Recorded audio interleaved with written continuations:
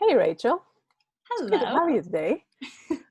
I was Hey. thinking for a while, I wanted to do a blog on how to start a podcast. And the first person, obviously, I thought was you. Because a year ago, pretty much, you were the person who helped me a lot on the Oh my Reclaim Social goodness. podcast, Well, starting I from love your nothing. podcast. Well, you helped a lot. So it would be great to ask you some questions just to help others who might be at the stage now of starting their own podcast. hmm And could you first introduce yourself, just to know more about you? Yeah, sure. Hi, everyone listening to this. My name is Rachel Stephenson Sheff. I'm a senior advisor working with Lightful and also with our sister company, IG Advisors. I work between the two, and I produce a podcast for IG that I've been working on for now like 2.5 years. It's called What Donors Want. So I know we'll be talking all about that, but it's a real pleasure to work in this kind of sister company ecosystem. And there's lots of very interesting social impact projects that I work on. It's amazing. So how did you start 2.5 years ago with What Donors Want as a podcast? So it was a bit of a rogue idea. It started off, it was at a strategy away day for IG Advisors. This was like January, it would have been 2016 or 2017, where I just kind of threw the idea out there. And IG as a firm basically works on both sides of the fundraising philanthropy equation. So IG works with donors who are giving away resources, but the IG also works with nonprofits who are raising resources. And so having that unique access at the center of the table to the donors, but also to the fundraisers, without there being a power dynamic, was something that really caught my attention. And I thought that would be a really cool idea to have kind of a series of almost fireside chats with donors about their fundraising preferences, a very direct, as I say, a reverence kind of approach to speaking about fundraising and not having it be so glossy and so full of jargon and so put on a pedestal, but to really get into the details and the weeds and the nuances of what are funders looking for, what is a good partnership, what should fundraisers be mindful of, and kind of demystifying some of those funder myths. So that was the reason. It was a bit of just an idea. I had no idea what I was doing, if it would lead to anything. It was a lot of YouTube tutorials and just kind of fiddling around on GarageBand, but here we are. So now we're in season 3 and we have now over 30,000 listeners, which is just That's very insane. Remember the first day when you come up with it and now coming back to it. It kind of blew my mind. I did not know that many people were interested in fundraising, but I should have known that. But I think it's a testament to a lot of fundraising resources are not very donor centric. They take place in these echo chambers and make a lot of assumptions. That's not, of course, true for everything, but there was definitely a trend. So I think that this is a very unique resource in that kind of context. It's amazing. And then when we were trying to get more practical, what were the stages in terms of the equipment or, as you said, the YouTube videos that helped you get to the next stage? Well, at the beginning, it was really basic. It was, I went on Amazon and ordered a mic that was about £50. It's the same one that I think you ordered. Yeah, for I Reclaim did. Social. Yeah, and I'm really happy. It's called the Blue Snowball, I think. So I just ordered that, and then a pop filter, which is like the screen you see in front of microphones that helps make the sound a little smoother. So that was it. It was just those two things, the mic plugged into the computer. That was the equipment. In terms of other logistics, I used GarageBand, which is free on all Macs. And it's very intuitive. It's pretty simple to use in terms of editing software. A lot of people use Audition or Audacity, I believe, which I've heard several people telling me also about Audacity. Yeah, and Audacity, I believe, is free and pretty good, but to be honest, I find it a little bit clunky. When I started to dabble in it, but it felt very, very PC, to be honest, and I was a bit more into the Mac version. So by PC, I don't mean politically correct, by the way. I mean like Windows. It just was a bit clunky and not as intuitive, and I liked the GarageBand layout. It's very, very Apple in the sense that it's just very simple to engage with. So I used that, basically recorded the podcasts. I tried a few different softwares, but mostly ended up using Zoom, like we're doing now, to record because it was the most reliable. I did use a few podcasting softwares online that claimed to do all these amazing things, and they did cut out in the middle of a few interviews, which is quite embarrassing and stressful. So yeah, Zoom to me was the most reliable. So basically record the episode in Zoom. Yeah. Most of our guests were international anyway, so it didn't make a big deal or big difference. Then put it in GarageBand, edit it, and then publish it. So pretty simple. Interesting. So we still stick to Zoom for another reason now. Yeah, I know. I still use Zoom now. It's just, the last thing you want to worry about in the middle of an interview is tech problems. Yeah, of course. It's whatever is easier, really. Exactly. And how about the hosting? Did you experiment with different versions, free, or did you consider paid? The hosting of it, what do you mean? Having the podcast uploaded afterwards. For example, Anchor. Oh, I see. Anchor. Yeah. So honestly, I haven't done that much experimentation. We've always done a free host using SoundCloud. Okay. But from there we upload to iTunes and Spotify. So it goes automatically. But we have, like, from the beginning, it was pretty organic in terms of the hosting, but also the marketing. Yeah. We're doing a few more paid pieces now that we're sponsored, which is great. Big thank you to the Siegel Family Foundation for making that possible. So we're now doing that. But yes, we've always been hosted on SoundCloud. I've also tried SoundCloud after your tips, and I've heard many people talking about Anchor lately, which is also linked to Spotify, which is interesting. Yeah. It's pretty easy to actually get started. Yeah, and there are a lot of podcast hosters out there, so I think it's worth looking into. I for sure need to continue to explore that because it's such an evolving landscape, but I'll definitely look into Anchor. And it's also sometimes how you get used to the process. You feel like, oh, I don't want to mess this up and switch at some point. I know, exactly. If it makes it onto the platforms, it's kind of, it's still okay. That's fine. So what's the process in terms of preparing or researching for a guest? How do you pick the next guest every time? Yeah, so that's a great question. It's a bit flexible, I would say. We have a general season plan, more or less, but things change and current events change, and that means different conversations are needed. So I'm very aware of that. But essentially, at the beginning, it was more or less, it was easier to pick because we were starting from scratch. It was basically all kinds of donors. Now that we are 3 seasons in, trying to be a little bit more creative and diverse with the kinds of voices we have on the show. So not just going to the same big foundations. We have most of the big ones. We have Gates and Hewlett and Rockefeller. They're all amazing interviews. But also it's important to kind of diversify what a donor voice is, and speaking to lots of intermediaries and thought leaders and activists in the space. All those kinds of things. So it's a question of, has this voice been featured on the podcast before? Yeah. Are they going to say the same thing or something different? What's the kind of value they're adding to the overall portfolio of conversations? And then current events, I'd say, is the next one. We just did a podcast interview with the Gates Foundation, who we'd interviewed before, but now we interviewed Victoria Vrana, who's the Deputy Director of Philanthropic Partnerships. And yeah, she's amazing. And she runs something called Giving by All at Gates, which is all about kind of mobilizing more informed and more intentional philanthropy around the world. And so we did an episode with her just 2 weeks ago. It was released on COVID and donor insights. I mean, her team really sits at the center of that space. She is seeing the trends firsthand. Yeah. So we wanted to kind of explore that with her. And so that was a good example of an episode that wasn't necessarily planned, but because of the current circumstances, that it made no sense not to do that. So we shifted our guest order around and made sure that hers came towards, basically was published as soon as possible. It's a really great interview. So definitely worth checking out for those of you who are for some insight into this really extraordinary time for the world, but also for philanthropy. And it feels like the perfect time, as you've said, to be able to adjust and find the right guest at the right time sometimes. Because I'm sure, we know also from Lightful, the Gates Foundation are really a really important work, and we've worked a lot together. Yeah, and Victoria gives a big shout out to Lightful in the interview. Really? I haven't listened to the episode. Yeah, at the beginning, because there's, this is an amazing partnership. There's been several, but so that's very cool. There's lots of So what do you think, in your opinion, makes a good podcast or a good episode? Or when you listen to other podcasts, what is the thing that you say, oh, I really like this one? Ooh, I would say,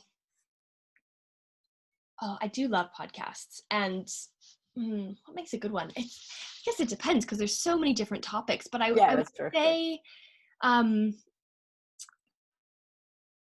it be, I suppose it's the fine balance between having it be authentic and scrappy at the same time as structured and easy to follow.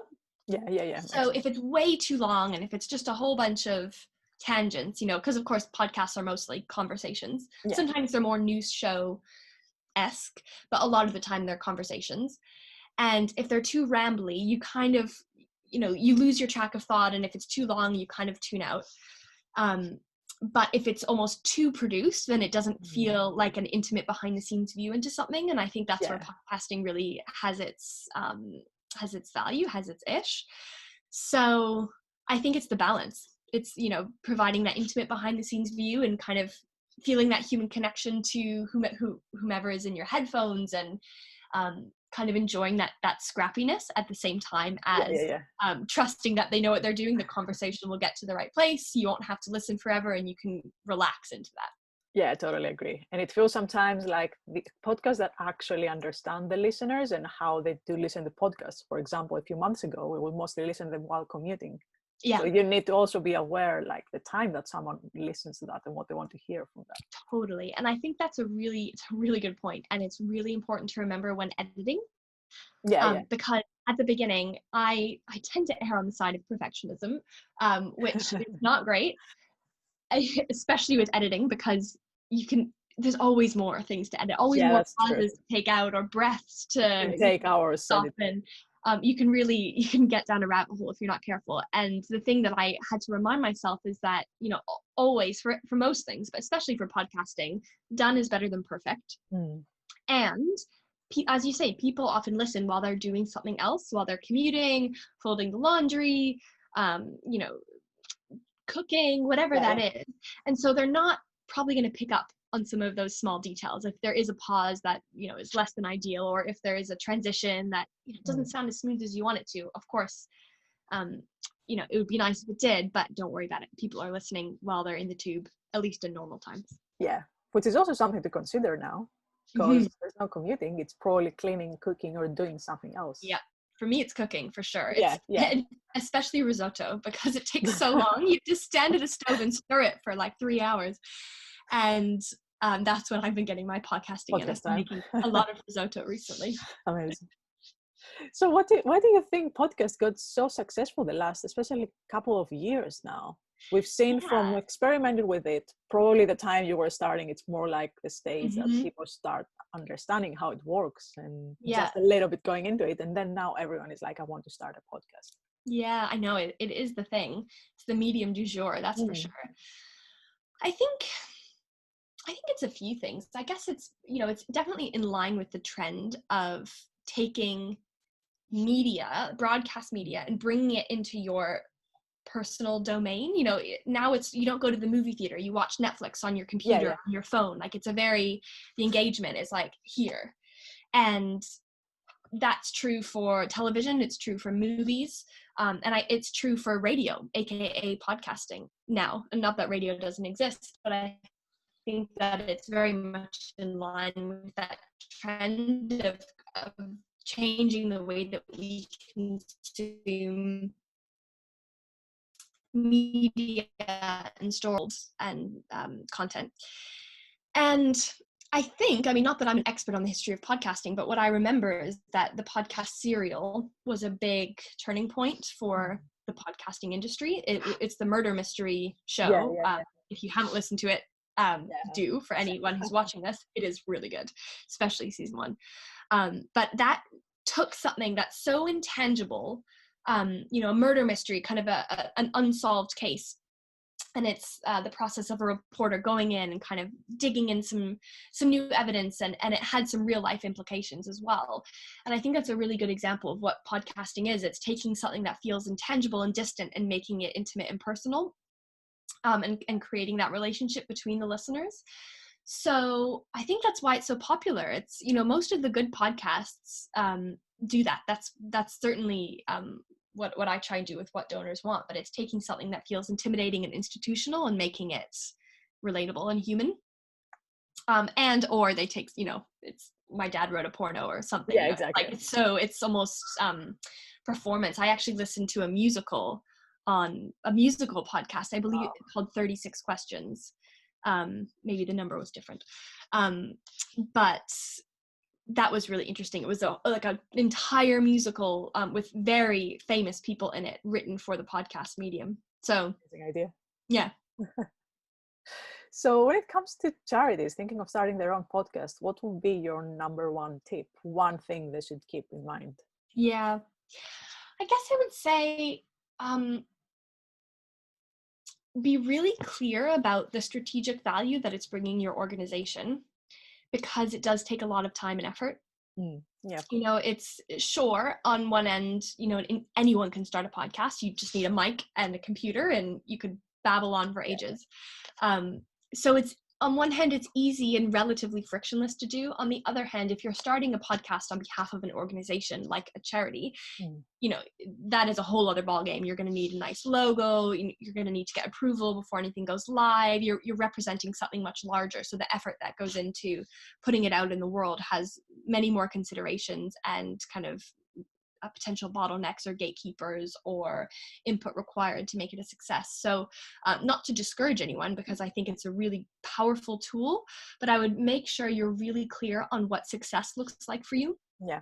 You kind of sit down and think, okay, if I'm sitting in this desk in 1 year's time, what are the things I'm going to need to tell myself and perhaps my boss or my board or my donors in order to justify the success of this podcast? What does success look like for me in this context? And if it's really clear what the value is, what the kind of impact, first and foremost, that a podcast can translate into, then by all means go for it. But if you're doing it for the sake of, or if you're not super clear, or if you're kind of doing it for the sake of doing it or for being trendy, while most charities now more than ever are strapped for resource, and it may just be worth having a moment to really get clear and kind of get real with yourself about why you're doing it. Yeah, I think that's a really good tip. And especially right now, when you think of your resources, if it really makes sense, it's the perfect idea. But if you feel that it's going to be just another thing on your list. Exactly. And it can be so powerful. I mean, it's a digital tool that most people can access. So it helps with scale. Perhaps, if you need to kind of pivot some of your programming to a more virtual format because of the pandemic, which most, if not all, charities are doing, maybe podcasting is the perfect solution. But just make sure that is, don't rush into it. Have a kind of a strategic decision about that. And then once you do make the decision, just go for it. Done is better than perfect. You can plan and strategize and create vision boards for the end of time, but you're never going to learn as much as you will by actually doing an episode, trying it out, understanding where the kinks are, understanding where you need extra support. It will just kind of continue on from there. I think it's probably the most important thing I remember from our initial chats. Done is better than perfect. Because I remember in the beginning, it was spend so much time trying to find everything. I know, it's honestly, it's how long is a piece of string? You could spend thousands of pounds doing this, endless hours. And charities now more than ever probably don't have that. Yeah, of course. So yes, just do it. You will learn by doing it. Another tip I have, which is something that I am very grateful to have recently done. I should have done it earlier, but there you go. So as I said, we're sponsored by the Siegel Family Foundation, who are amazing partners. And because of that, we're able now to outsource the editing of the show. Must be a relief. It is a huge difference. And there are lots of, just Google podcast editors. Usually it's kind of a minimum of £100 per episode from my research, if that's helpful for people. It can go up to larger depending on what you want from them, but outsourcing helps. Makes it even better, the process, not thinking of the editing for that. Yes, because it takes a long time and you have to do it in consecutive uninterrupted hours, which is a very precious, almost unicorn of a commodity within our daily working lives. So I would have to edit my podcast on planes or basically when I was traveling.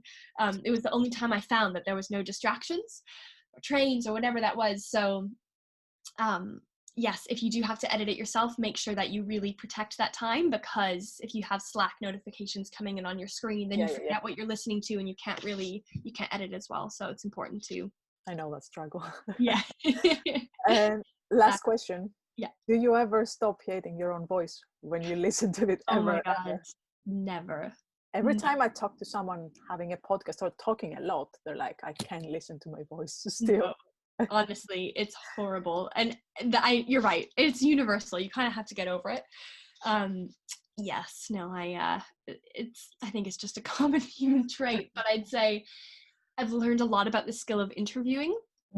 That's another tip I'd say is, it's for sure I'm still learning and I hope to continue doing that for a long time. But it's not as simple as just having a list of questions and asking people. You have to respond and dig deeper and tie things back, and that kind of skill of moderation and facilitation is actually it can be quite tricky. So I would recommend as well, if you are listening to this and you actually want to be the host or the voice of the podcast and kind of be moderating those discussions, that it's worth looking into like common journalism tips and tricks and how to do a good interview. If you maybe you already have experience in that, in which case great, but if you don't, it's to get a really good interview, it's not as simple as just taking people through a list of questions.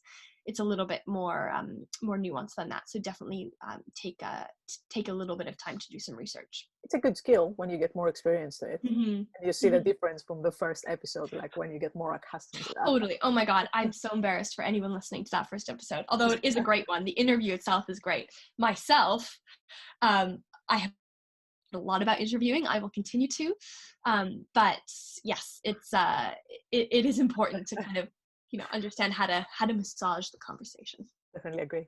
Yeah.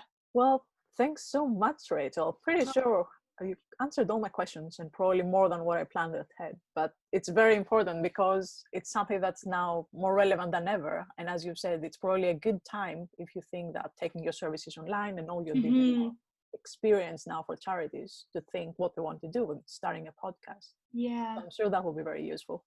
Thank you. And thank you for your podcast. It's so good. Well, you helped so good. And I love all of the guests you've got on it, Lady Gaga's organization included, is just amazing. So it's so cool that you're putting all that positivity out into the world. And also super quick last thing. I know I keep adding this, but just encourage, if you want to start a podcast, listen to podcasts. That's a good tip. What donors want and social, obviously. But beyond that, just kind of flood your ears with that kind of content, and you'll get used to all the different approaches. Definitely agree on that. Perfect. Thanks so much. Really enjoyed that. We could talk for hours. Obviously. I know. Nice to see you. Perfect. Thanks so much.